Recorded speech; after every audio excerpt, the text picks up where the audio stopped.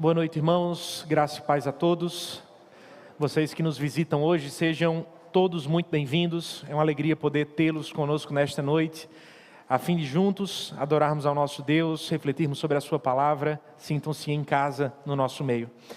Gostaria de convidá-los nesse instante a abrirem comigo a Bíblia, no texto que se encontra no livro dos Salmos, Salmo de número 90. Será esse o texto que estaremos estudando juntos nesta noite. Salmo de número 90.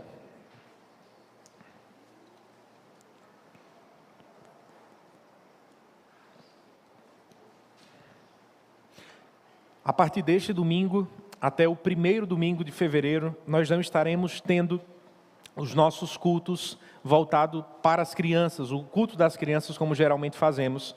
Então os professores estão de recesso, mas não é esta uma motivação, uma razão para que você continue. Não traga o seu filho para o culto, na verdade traga, invista na vida do seu filho, para que ele possa crescer, ouvir a palavra. Então, enquanto não voltamos, as crianças haverão de permanecer conosco durante todo o nosso culto, inclusive este momento de pregação. Irmãos, Salmo de número 90, vamos buscar o Senhor em oração? Aproveitando, queria que você orasse comigo em favor da nossa missionária Rosângela. Ela está listada no nosso espaço missionário de hoje.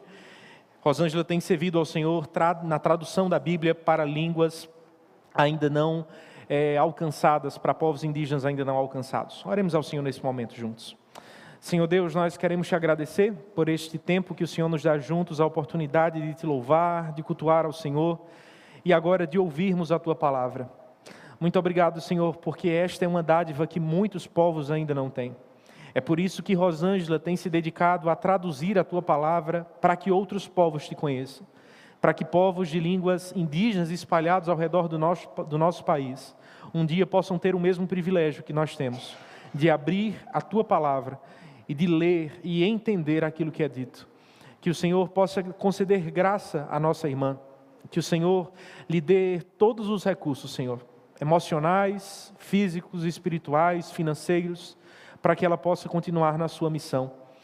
Que juntos possamos fazer parte do envio da tua filha, que juntos possamos segurar as cordas para que ela possa continuar te servindo aonde o Senhor a colocou. Neste momento também pedimos, Pai, que a tua palavra seja pregada com fidelidade e que teu Espírito Santo nos instrua através daquilo que haveremos de estudarmos juntos nesta noite. Capacita-nos, Senhor, a não apenas ouvirmos, mas ouvirmos com fé e respondermos de forma apropriada à tua voz nesta noite. É assim que nós oramos em nome de Jesus. Amém e amém. Para iniciarmos o nosso estudo juntos, gostaria de convidá-lo a perceber comigo inicialmente apenas o versículo de número 12. Façamos a leitura deste verso e à medida que caminharmos na exposição haveremos de ler os versos restantes. Assim diz a palavra de Deus: ensina-nos a contar os nossos dias para que alcancemos um coração sábio. Este é um dos salmos mais importantes do Antigo Testamento, irmãos, da Bíblia, irmãos. Alguns estudiosos, ao comentar este texto, destacam que ele é um salmo provavelmente mais antigo dentre os 150 salmos que encontramos na Escritura. Este salmo foi escrito por Moisés e carrega em si um tom extremamente biográfico. Sabemos que Moisés viveu 120 anos. 40 destes anos, o primeiro 1/3 de sua vida, foi passado no Egito, quando este era filho da filha de Faraó. Moisés era um homem destacado dentre os seus conterrâneos. Moisés foi um homem que teve a chance de aprender nas melhores faculdades do mundo de seus dias. Teve a chance de provavelmente aprender diversas línguas, ser um hábil conhecedor das diversas ciências de sua época. Um homem que cresceu em um palácio, que comeu e bebeu do melhor, mas que em dado momento foi alcançado pela graça de Deus e por um chamado extremamente desafiador. Eu e vocês sabemos que a história de Moisés muda em um dado momento da sua caminhada, quando ele decide se colocar ao lado do seu povo, se colocar ao lado daqueles homens e mulheres que estavam sendo aprisionados no Egito, e do filho da filha de Faraó. Moisés passa a desfrutar da posição de um exilado em terra estrangeira. Ele deixa o palácio, deixa o Egito e passa então a residir no campo, tornando-se um pastor de ovelhas, morando na companhia do seu, agora sogro, Jetro. É neste lugar onde ele haveria de passar os outros 1/3 de sua vida. 40 anos no Egito, 40 anos como um pastor de ovelhas, e agora, por fim, 40 anos no deserto como um grande líder do povo de Deus. É possivelmente nestes últimos 40 anos de sua vida, não mais como um garoto, não mais no Egito, não mais lidando com ovelhas, mas lidando com um rebanho muito maior, de cerca de 2 milhões de pessoas, com inúmeros problemas, e que demonstravam diversos e repetidos pecados, que Moisés escreve o texto que temos diante de nós. Esse texto carrega, por assim dizer, um coração. O coração dessa passagem acha-se no verso de número 12, verso que acabamos de ler. Ensina-nos a contar os nossos dias para que alcancemos um coração sábio. Este verso carrega, por assim dizer, um caráter proverbial. Parece um provérbio daqueles que Salomão facilmente poderia ter dito. E carrega também, por assim dizer, uma lição que precisamos guardar em nossos corações, se desejamos viver para a glória de Deus. Precisamos aprender a contar os nossos dias, irmãos. A questão é, como fazemos isso? Como contamos os nossos dias? A qual realidade Moisés tem em mente quando nos faz esta seguinte convocação ou exortação? Certamente o ponto de Moisés não é destacar meramente um aspecto matemático. Se você não é bom em matemática, não tem problema. Ainda assim, você pode guardar este mandamento no seu coração. O que Moisés tem em mente não é fazer simplesmente contas. O que Moisés tem em mente ao nos dar este texto, ou melhor, o que Deus tem em mente ao nos dar esta passagem, é a necessidade que temos de repousar a nossa vida sobre 4 importantes imperativos. Você pode perceber quais são eles através do verso do seu boletim informativo. Qual o primeiro deles? De acordo com a palavra de Deus nos versos de 1 a 2, precisamos levar a sério quem Deus é, se desejamos contar sabiamente os nossos dias. Com o verso 1 e verso de número 2, lemos o seguinte: Senhor, Tu tens sido o nosso refúgio, de geração em geração. Antes que os montes nascessem, Tu formasses a terra e o mundo. De eternidade a eternidade, Tu és Deus. Moisés escreve a um povo que estava peregrinando ao longo de 40 anos.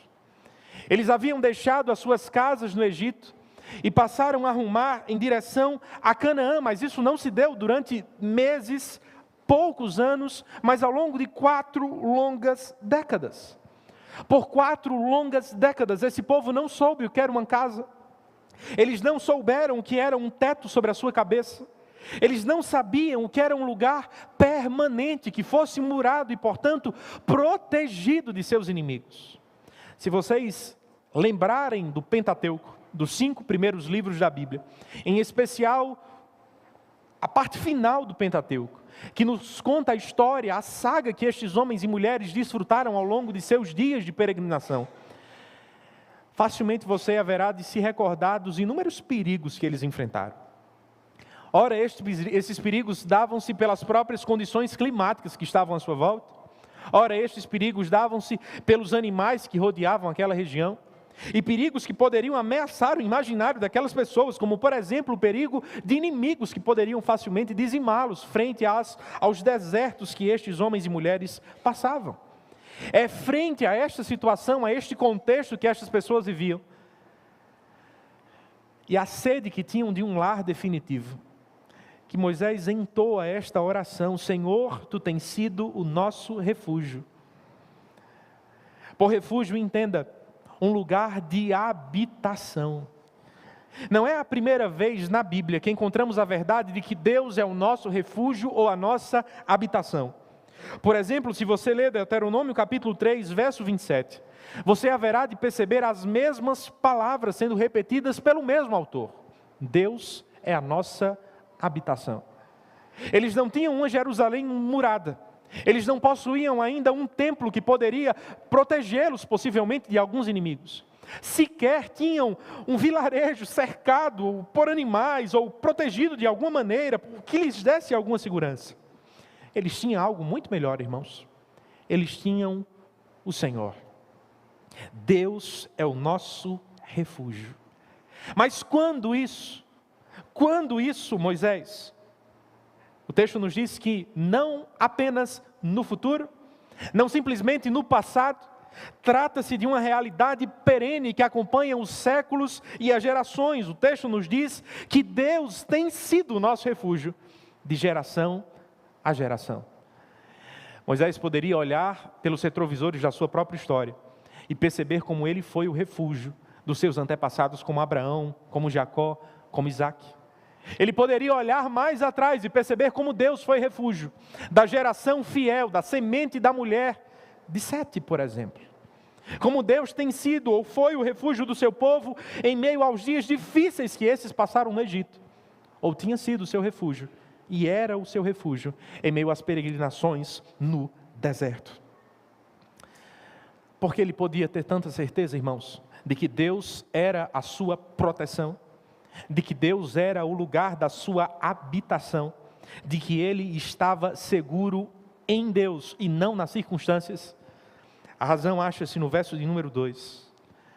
Porque antes que os montes nascessem, tu formasses a terra e o mundo, de eternidade a eternidade, tu és Deus.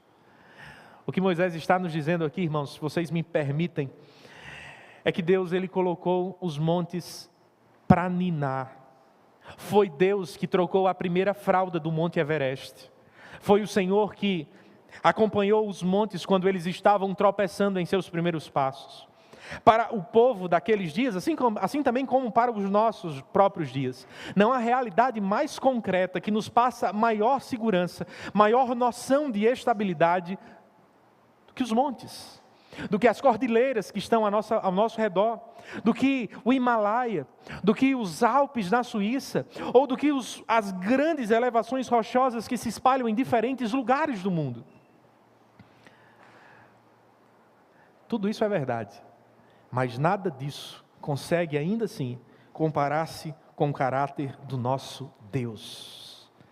Ele é muito mais estável, ele não pode ser movido, ele não muda com o passar do tempo, ele não pode ser alterado com o passar das gerações. De eternidade a eternidade, tu és Deus. Aquelas pessoas que estavam no deserto precisavam se recordar de quem era Deus, a fim de viverem as suas vidas de forma sábias. Não é também o que nós precisamos fazer, irmãos? Na vida, o que todos nós mais buscamos, senão um lugar de refúgio, é o que muitas pessoas estão buscando agora mesmo, ao comprarem passagens para o outro lado do mundo, ao outro lado do Brasil, ou ao olharem para os seus relógios, para os seus calendários todos os dias, contando os segundos para as tão desejadas férias. Elas querem um lugar de refúgio, elas querem descansar de seus fardos, elas querem um lugar onde possam simplesmente descansar e sentir-se seguras. Não é pela mesma razão que as pessoas gastam talento, esforços, que gastam anos de vida, que gastam rios de dinheiro. Porque no final da vida, o que todos nós mais queremos é um lugar de refúgio. É um lugar que encontremos paz e abrigo para nós e para os nossos. Não é por isso que o sonho da casa própria é um sonho tão querido no coração de todos nós? Porque queremos um lugar de refúgio. Não é por isso que almejamos e fazemos para nós tantos sonhos e tantos projetos? Porque anelamos por um lugar de refúgio. O problema é que frequentemente, e eu sei que não sou o único, alcançamos algumas dessas coisas. Atingimos algumas das nossas metas que nos prometiam refúgio, que nos prometiam segurança, que nos prometiam paz em alguma medida. Mas quando chegamos lá, parece que as coisas não são tão boas como pareciam. Parece que a casa não nos abraça como gostaríamos. Parece que a sensação de incompletude continua do lado de dentro. Você já sentiu algo assim? Ter chegado lá e ainda assim achar-se distante da verdadeira satisfação? A razão desta sensação que toma os nossos corações vez ou outra é porque há somente um lugar em todo o universo que pode ser chamado de refúgio verdadeiro, e este lugar é o nosso Senhor. Na história encontramos a vida de um homem chamado Salomão, e este homem exemplifica muito bem isso que estamos estudando no texto. Salomão galgou as melhores posições que um homem pode alcançar na vida. Ele foi um rei de fama internacional. Ele foi um homem que desfrutou de todos os prazeres que a sexualidade pode conceder a um ser humano. Ele tinha cerca de 1000 mulheres, 700 esposas, 300 concubinas. Este homem foi aquele que tinha inúmeros cavalos de guerra, inúmeros carros à sua disposição. Ele tinha à sua disposição todas as riquezas, todas as comidas, todas as delícias. Fez um palácio em seu nome, erigiu um templo ao seu Deus. Mas ainda assim, ao final de tudo que fez e de todas as suas conquistas, vocês conseguem se recordar quais foram as palavras que Salomão, o velho Salomão, disse antes do seu túmulo, caminhando para lá? Eclesiastes nos informa que Salomão disse que tudo nesta vida é vaidade. A palavra vaidade aponta-nos para o nome de Abel. E esta palavra, por sua vez, significa sopro. O problema das coisas não é que elas são em si ruins. Não é ruim ter um carro, não é ruim ter uma casa, não é ruim viajar para o outro lado do Brasil ou do mundo. Não é ruim deliciar-se em uma mesa que é fruto do seu trabalho. Na verdade, o mesmo Salomão disse que essas são dádivas de Deus, são presentes de Deus. Se neste final de ano você conseguir reunir a sua família e proporcionar à sua família uma boa carne, um bom banquete, isso não é ruim em si mesmo, na verdade é uma dádiva que Deus está lhe concedendo.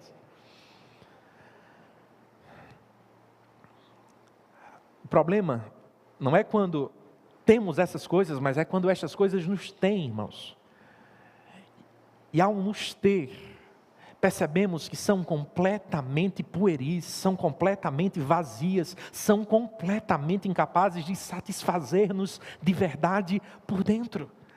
Por quê? Porque Deus é o nosso refúgio.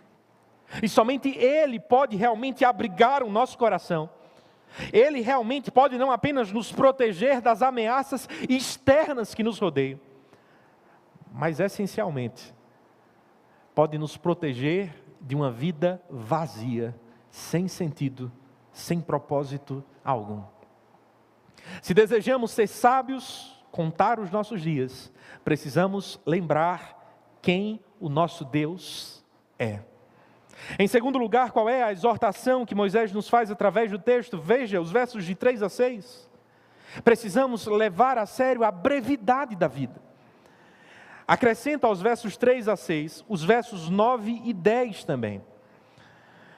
Perceba comigo o que encontramos nesse texto. Veja se não nos parece um grande lembrete da nossa real identidade. O texto nos informa o seguinte: tu reduzes o ser humano ao pó, e dizes, voltem ao pó, filhos dos homens. A partir deste versículo, o que Moisés haverá de fazer, guiado pelo Senhor, é nos apresentar ricas janelas que nos explicam a nossa constituição humana. Se por um lado o nosso Deus é de geração a geração, se por um lado o nosso Deus é de eternidade a eternidade, nós não somos assim. Nós somos finitos. Nós somos pequenos, nós somos limitados. Nós temos um horário para começar e um horário para encerrar a nossa temporada nesta terra. Ele nos lembra disso através de janelas importantes, de ilustrações interessantes. A primeira é a ilustração do pó, irmãos. Você está cheirosinho assim, bonitinho desse jeito, está bem arrumado, mas não se iluda, meu amigo, você é pó. E assim como veio de lá, para lá voltará também. Ele nos recorda da constituição humana descrita no livro de Gênesis. Tu reduzes o ser humano ao pó e dizes, voltem ao pó, filhos dos homens. Ricos ou pobres, grandes ou pequenos, importantes ou não, todos nós teremos o mesmo fim. Em segundo lugar, ele nos oferece uma ilustração, quem sabe, apontando-nos para o mais longevo de todos os homens, Matusalém, aquele homem que viveu cerca de 1000 anos. O texto nos informa: pois 1000 anos aos teus olhos são como o dia de ontem que se foi, e como a vigília de uma noite.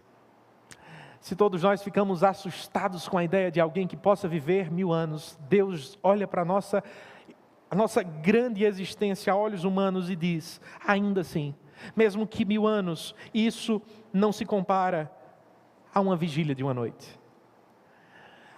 Os judeus dividiam a vigília da noite, uma noite, em 4 partes, cada uma constituída de 3 horas. Essas horas, ou melhor, a vigília era constituída de 3 partes, cada uma com 4 horas. A nossa vida passa rapidamente. A outra ilustração que nos é apontada é a ilustração de uma torrente. A nossa vida é como um objeto que é rapidamente levada por uma torrente ou por uma inundação, por um dilúvio. Estamos aqui até que de repente somos pegos por uma torrente e já não mais estamos. Uma outra é o sono. Você está aqui, mas rapidamente, como alguém que dorme, acorda. Assim somos nós. Por fim, o texto nos diz que somos como uma relva que floresce de madrugada. E logo depois, de madrugada, viceja e floresce, à tarde murcha e seca. Uma outra imagem que ilustra a brevidade da nossa vida, versos de número 9 e 10. Pois todos os nossos dias se passam na tua ira, acabam-se os nossos anos como um breve pensamento. Verso 10, os dias da nossa vida sobem a 70 anos, ou em havendo vigor a 80, neste caso, o melhor deles é canseira e enfado, porque tudo passa rapidamente e nós voamos como um sopro, como uma neblina.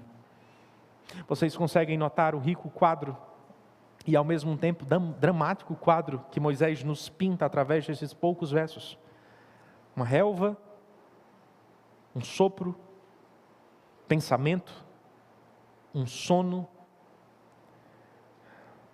Todas essas coisas não podem ser sólidas o bastante para permanecer ao longo do tempo.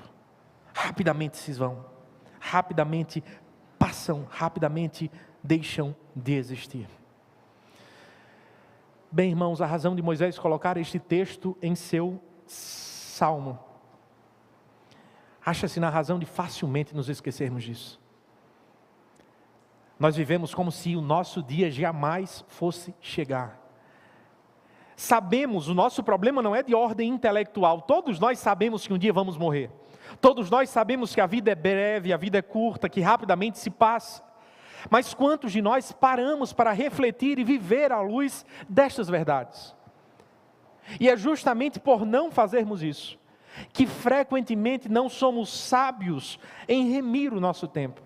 Não somos sábios, como diz o verso de número 12, em contar os nossos dias. E por tabela não alcançamos um coração sábio.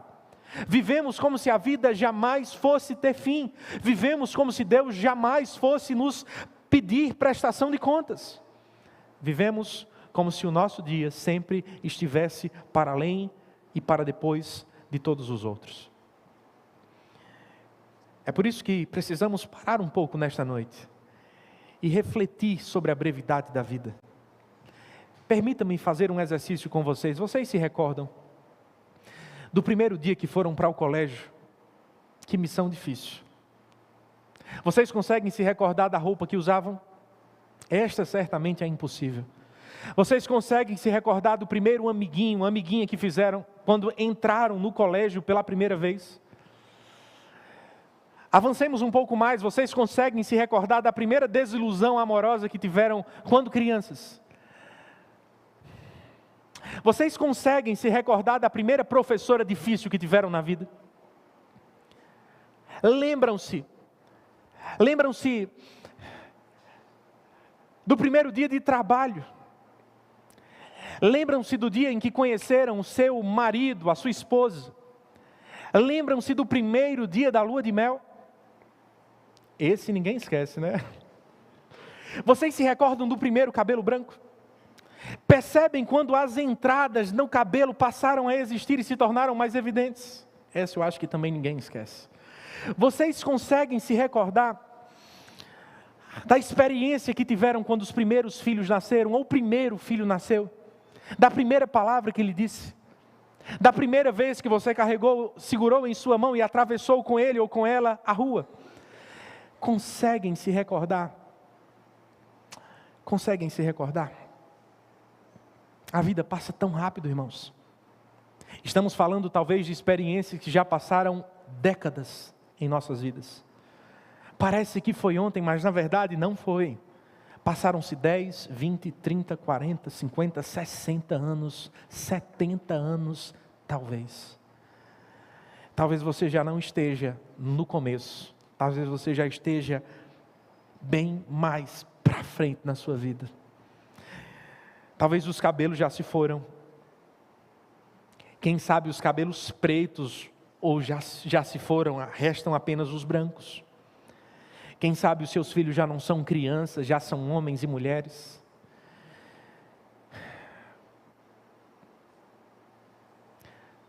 A vida passa e passa rapidamente. E a grande pergunta que nos fica é: pelo que nós temos vivido?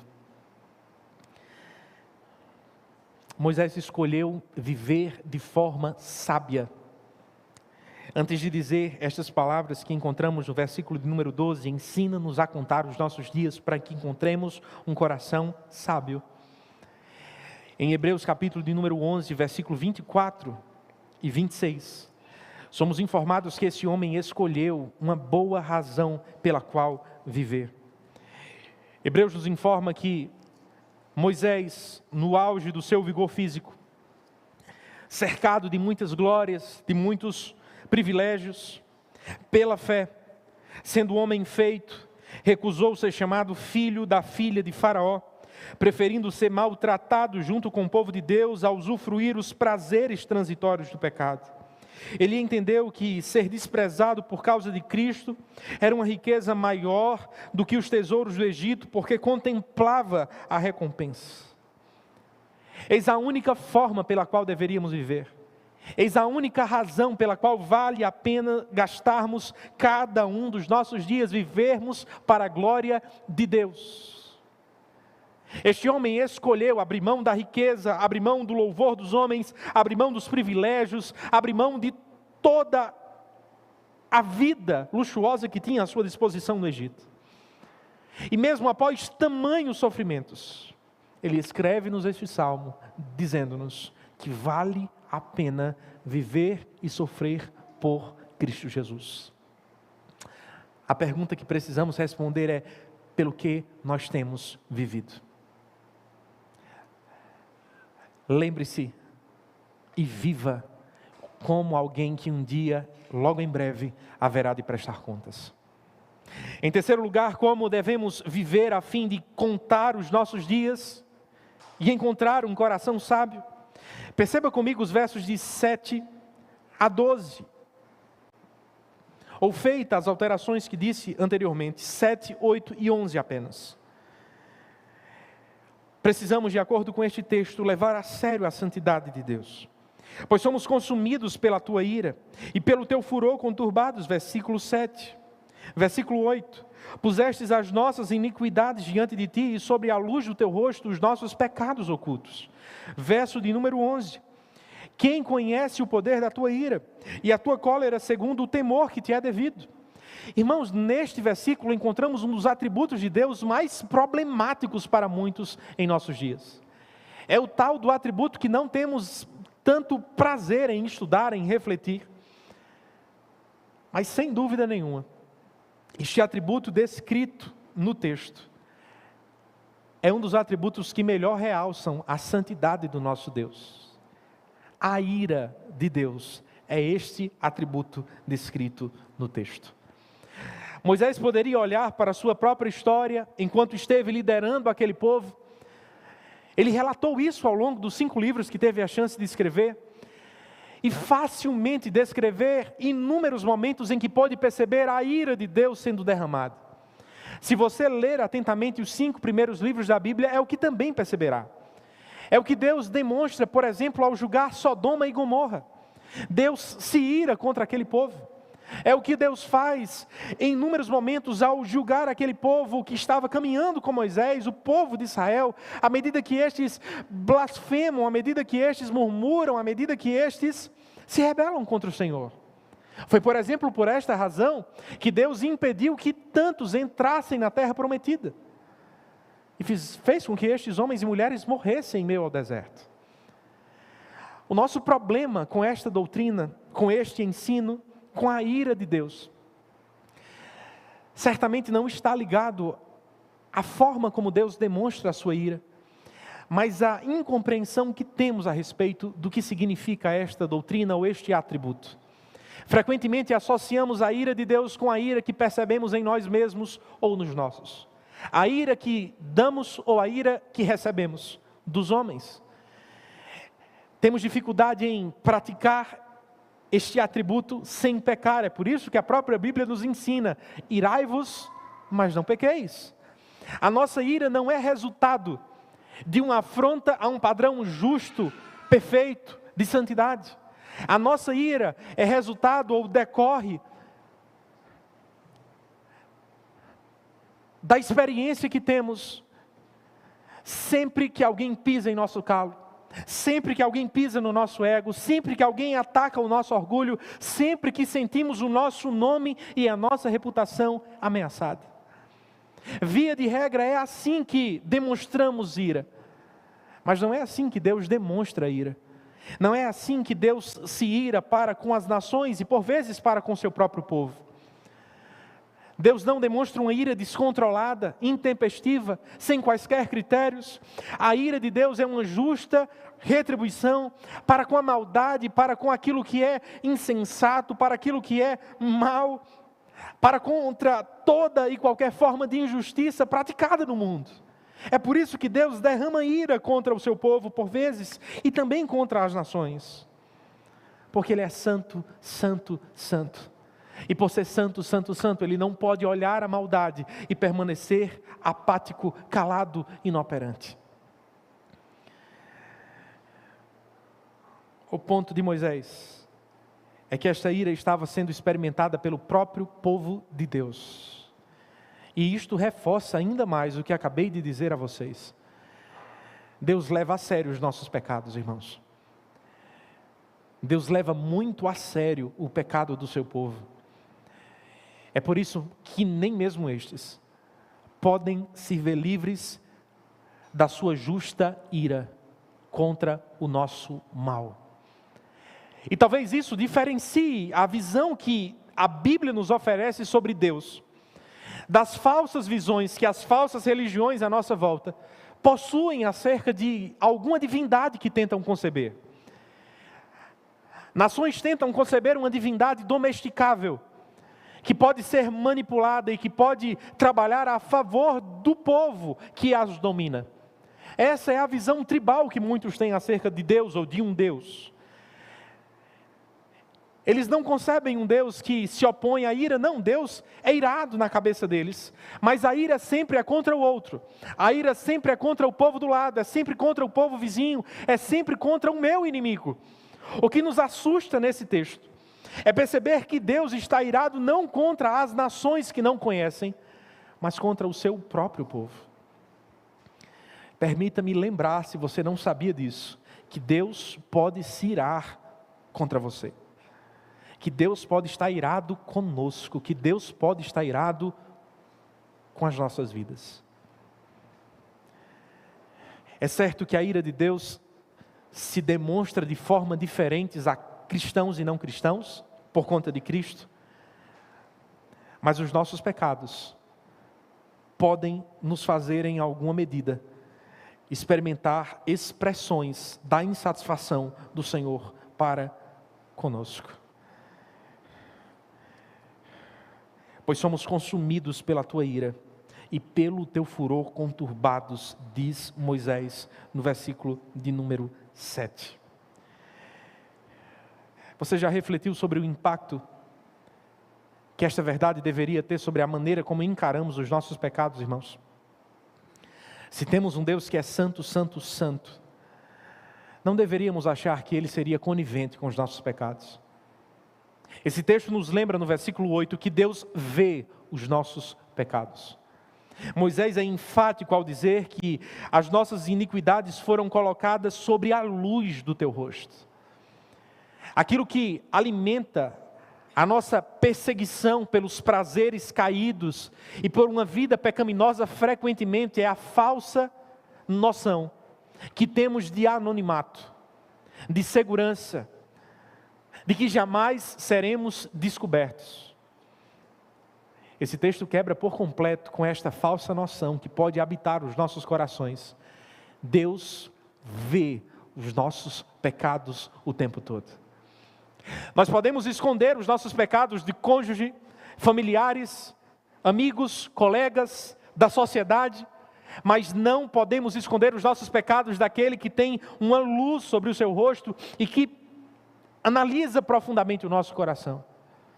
Mas não apenas isso, o texto nos ensina que aquele que vê os nossos pecados se importa com eles a tal ponto de responder a estes pecados.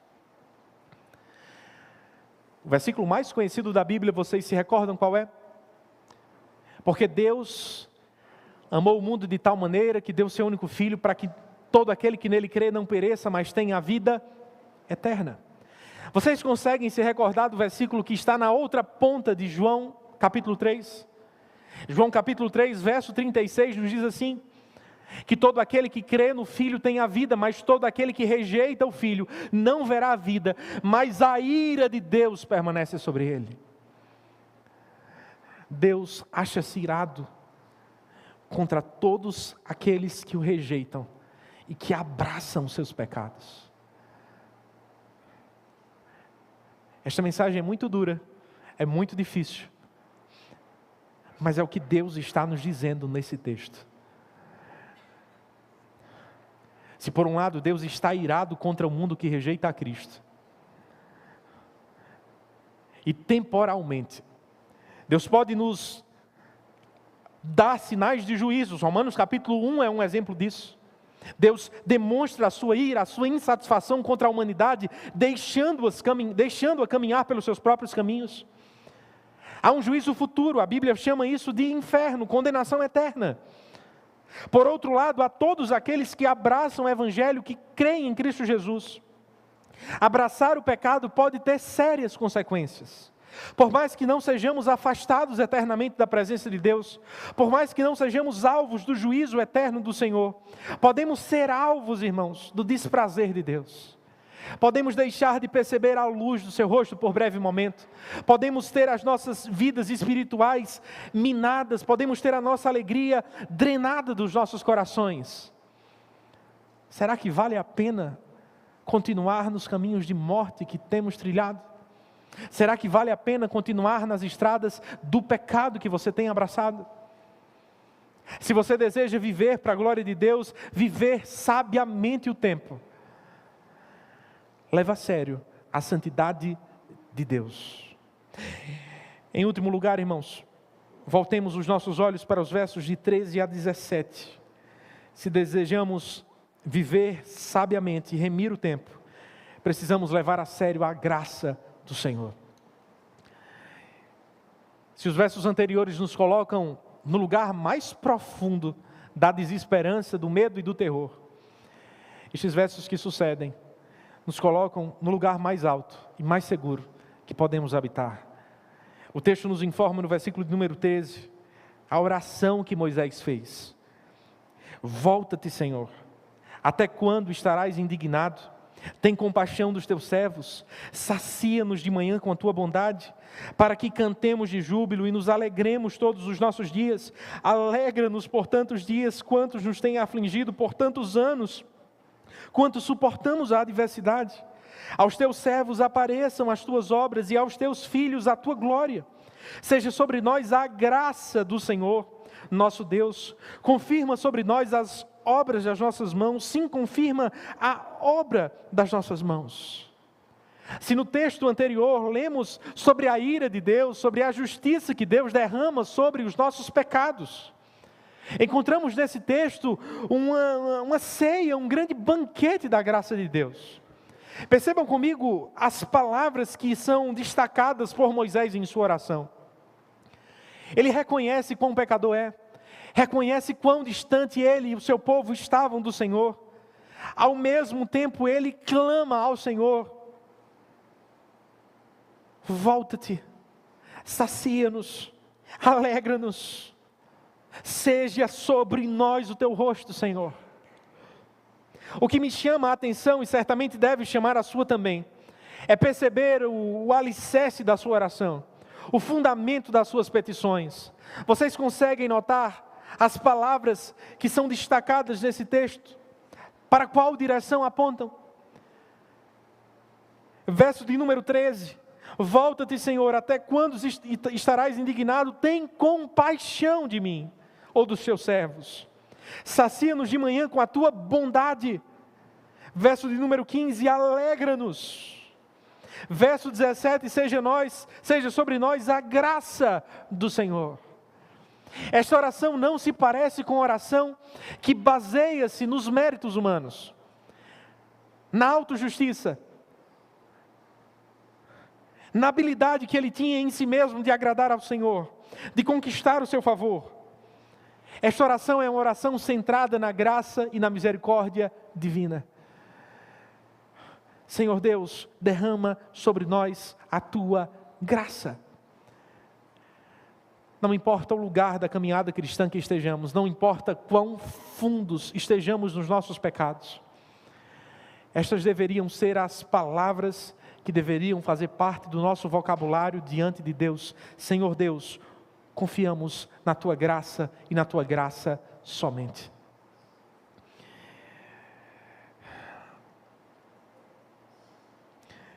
Como este homem poderia confiar que Deus haveria de ouvir a sua oração?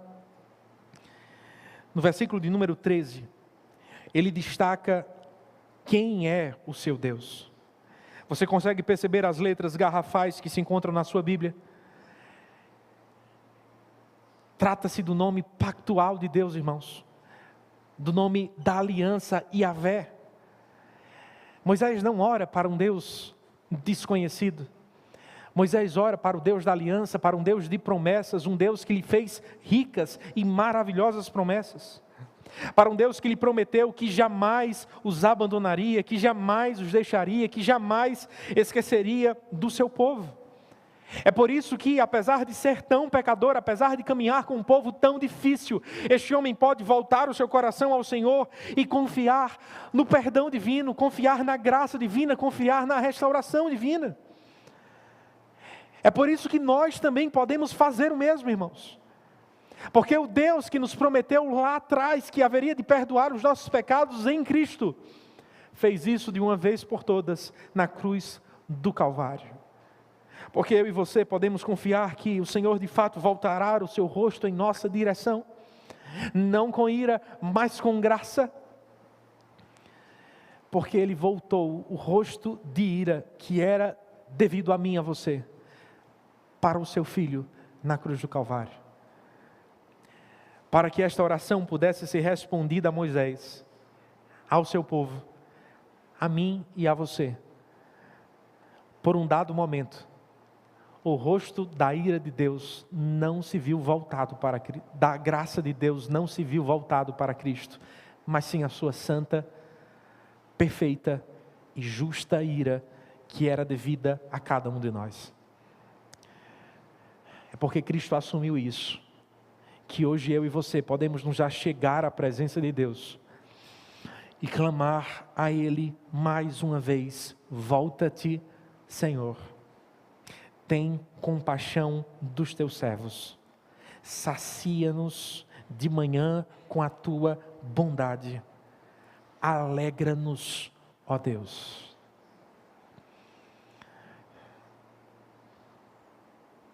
Que corramos pelas únicas portas que podem nos levar à presença de Deus, as portas da sua maravilhosa graça.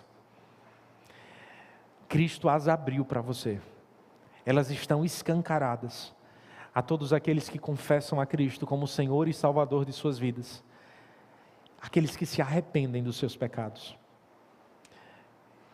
Esta graça está aberta para homens como Moisés, que erraram tanto na vida. Para o povo que caminhava com Moisés, que murmuravam tanto na vida. E para pecadores como você e como eu, que nos achegamos a Ele nesta noite, neste lugar. Eu quero convidar você neste momento a refletir sobre isso. Coloque-se em pé, tire um tempo para orar, para colocar o seu coração diante de Deus. E em seguida vamos cantar juntos mais uma canção.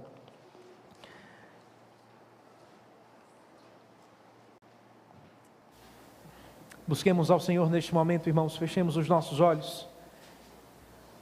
Clamemos por perdão, por graça, por restauração. E em seguida cantemos juntos, celebrando aquilo que Cristo fez em nosso favor.